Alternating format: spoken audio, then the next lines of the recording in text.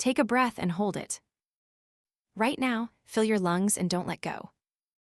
For the first 20 seconds, nothing happens. You're comfortable. You could hold a conversation if you could speak. Then something starts to build. Not pain exactly, pressure. A tightening in your throat and chest, a rising insistence that grows louder every second until it drowns out every other thought you have. Let it go.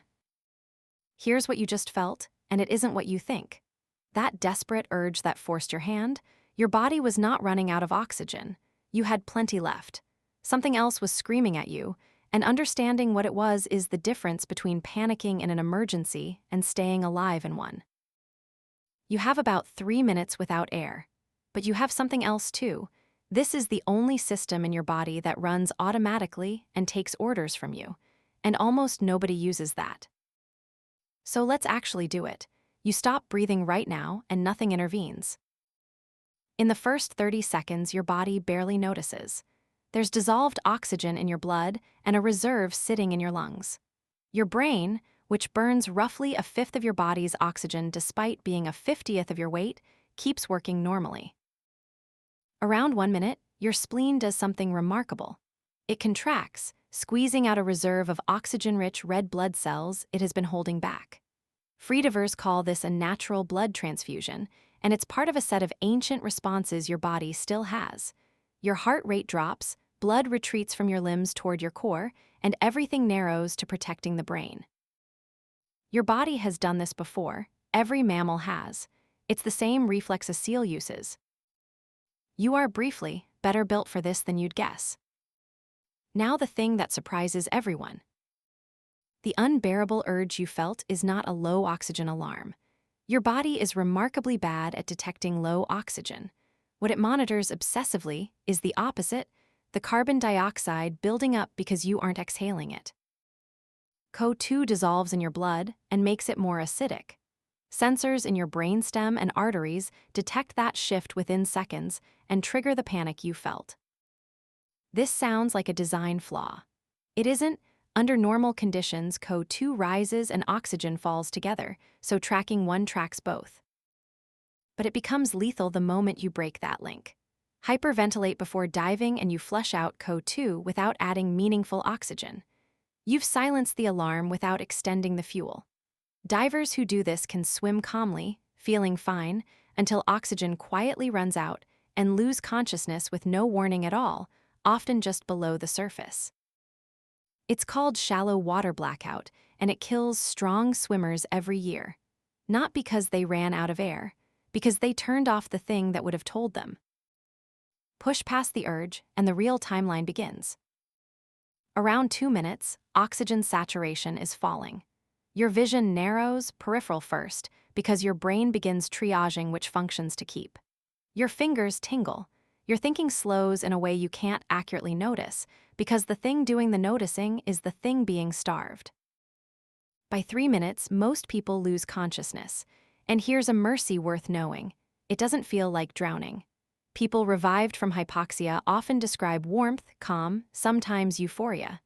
The distress lives in the CO2 alarm. Once you're past that, the shutdown itself is quiet. Then the clock that actually matters starts. Brain cells begin dying within minutes of losing oxygen. The timeline varies with temperature and circumstance, which is exactly why cold water drowning victims are sometimes revived after far longer than seems possible.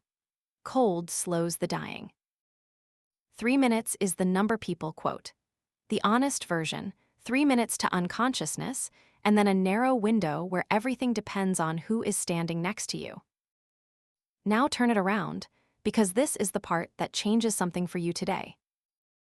Your heartbeat, your digestion, your blood pressure, your immune response, all of it runs on the autonomic nervous system, and you have no direct access to any of it. You cannot decide to lower your blood pressure. You cannot will your heart to slow. Except through one door. Breathing is the only autonomic function that is also fully voluntary. It runs itself when you ignore it and obeys you the instant you don't. That makes it the single physical control you have over a system that otherwise ignores you completely. And the wiring behind it is the reason a slow breath, can change how you feel within seconds. Run your fingers along the side of your neck, and you're near one of the most important nerves in your body, the vagus nerve, wandering from your brainstem down through your chest and into your gut. It's the main line of your parasympathetic nervous system, the rest and recover side, the counterweight to fight or flight. And your breathing rides directly on it. Watch your own heartbeat closely, and you'll find it isn't steady. It speeds up slightly when you inhale and slows when you exhale. That rhythm is your vagus nerve modulating your heart with every breath. Inhaling releases the brake, exhaling applies it. Which gives you a lever most people never learn.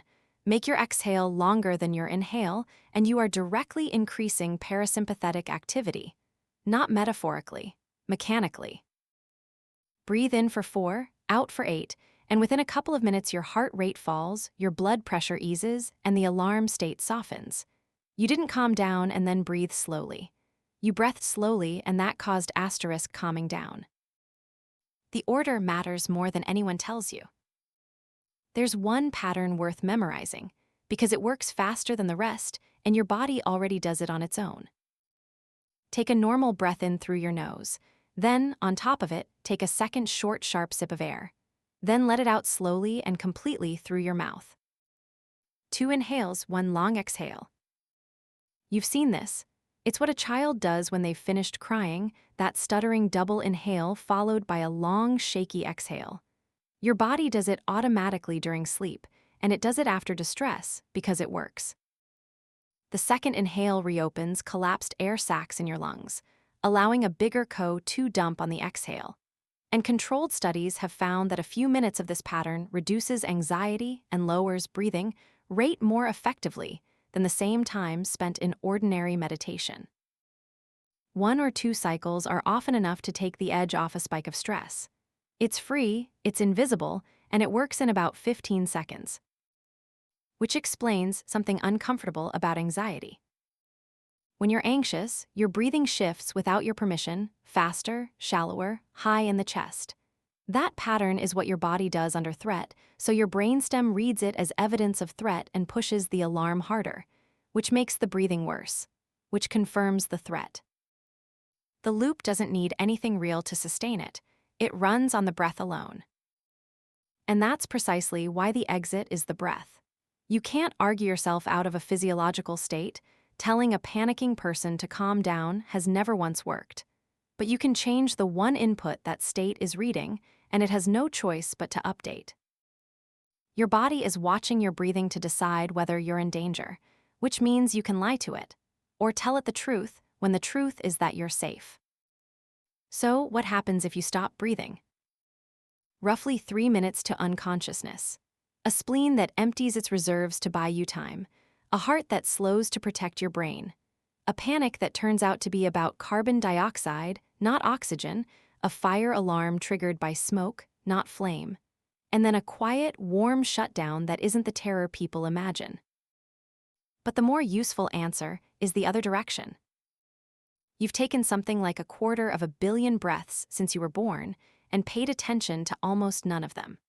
Yet buried in that automatic rhythm is the only manual override you have on your own nervous system, a control panel that's been sitting there your entire life, running on autopilot because nobody told you it had a switch.